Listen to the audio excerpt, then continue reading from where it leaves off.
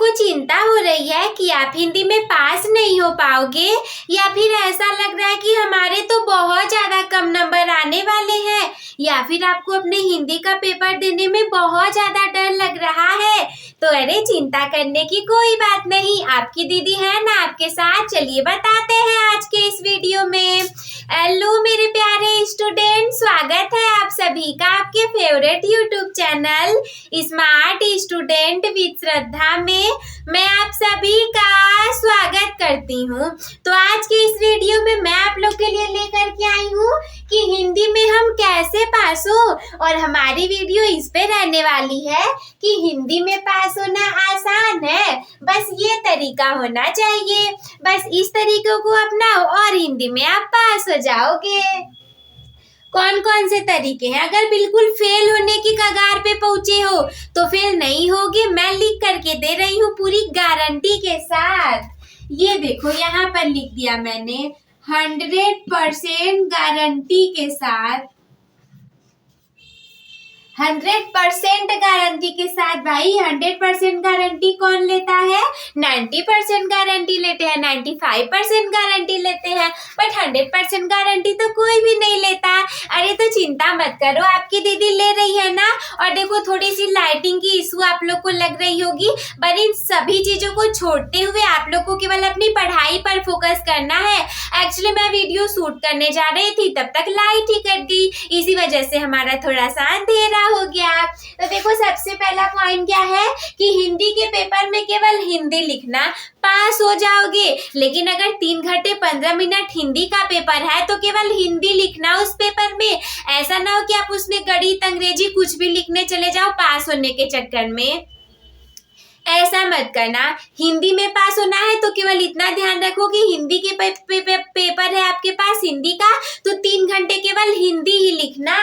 इसके बाद सेकंड है कि निबंध 4 पे जरूर लिख लेना। निबंध आपके देखो 9 अंक के होते हैं। निबंध आपके कितने अंक के होते हैं? 9 अंक के होते हैं।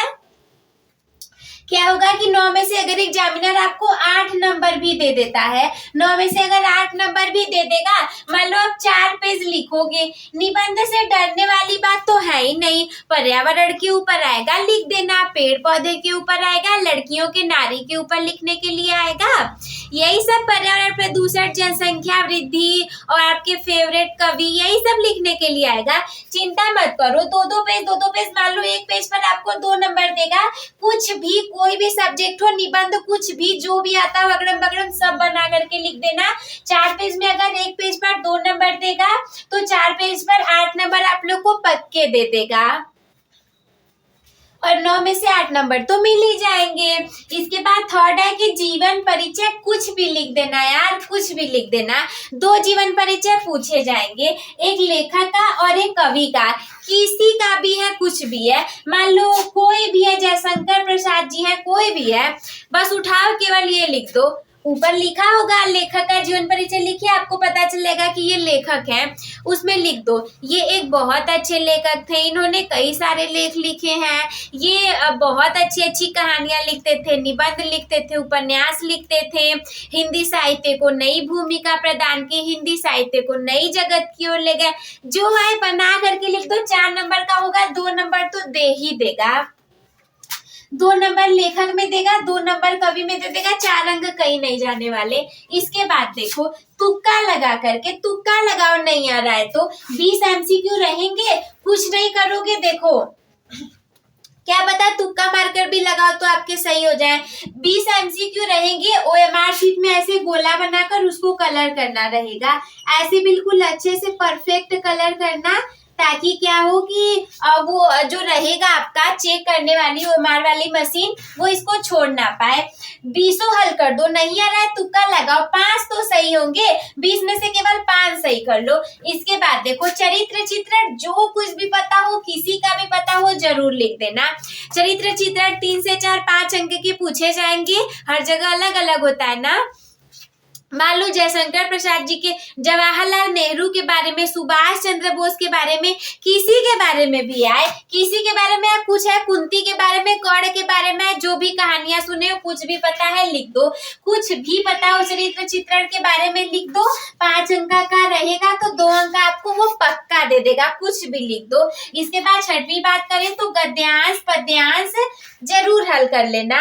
क्या करना, उसमें रेखांकित अंश की व्याख्या जो रहेगी उसे जरूर हल कर लेना, उसे बिल्कुल भी मत भूलना। केवल रेखांकित अंश की व्याख्या भी हल कर दोगे ना, अरे नहीं आ रहा है हेडिंग डालने तो आएगा, हेडिंग ऐसे डालो, रेखांकित अंश की व्याख्या,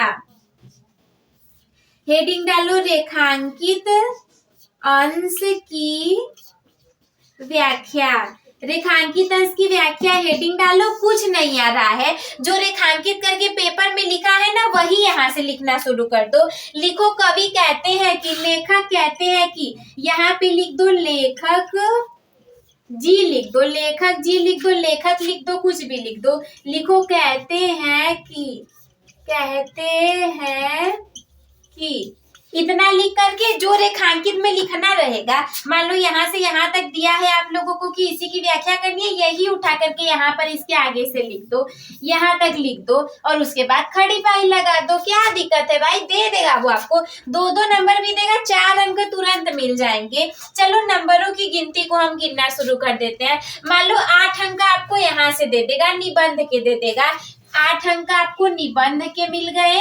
उसके बाद 2-2 4 अंक आप लोग को जीवन परिचय में कुछ भी लिख दोगे, 4 अंक जीवन परिचय के दे देंगे। 20 में से 5-4 जितने भी सही हो, मान लो 5 बहुविकल्पी प्रश्न सही हो गए। चरित्र चित्रण किसी का भी कुछ भी पता हो लिख दो, 2 अंक यहाँ से मिल जाएंगे। इसके बाद गद्यांश पद्यांश थोड़ा बहुत हल कर देना, वही चीजें लिखनी होती है। और रेखांकित अंश की व्याख्या थोड़ा बहुत हल कर देना, 4 अंक कहीं नहीं जाने वाले। 2 गद्यांश के 2 पद्यांश के, गद्यांश प्लस पद्यांश।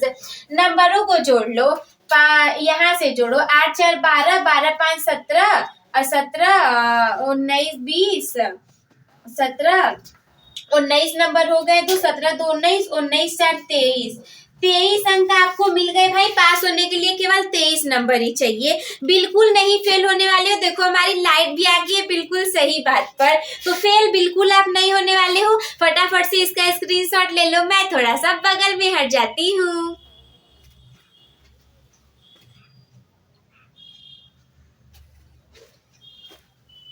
तो आई होप कि आप लोगों ने इसका स्क्रीनशॉट ले लिया होगा और ये वीडियो आप लोग को बहुत अच्छी लगी होगी। तो अपने टॉपर बनने की जर्नी एक टॉपर के साथ शुरू करने के लिए चैनल को सब्सक्राइब करना ना भूलें। आज की इस वीडियो को लाइक कर दीजिएगा ताकि ये ज़्यादा से ज़्यादा लोगों तक फैल सके, और अपने दोस्तों के साथ भी शेयर कर दीजिएगा। अगर कोई भी डाउट आपके मन में हो तो हमसे कमेंट बॉक्स में पूछना ना भूलें। वीडियो देखने के लिए धन्यवाद। Love you all, take care, bye bye, keep smile.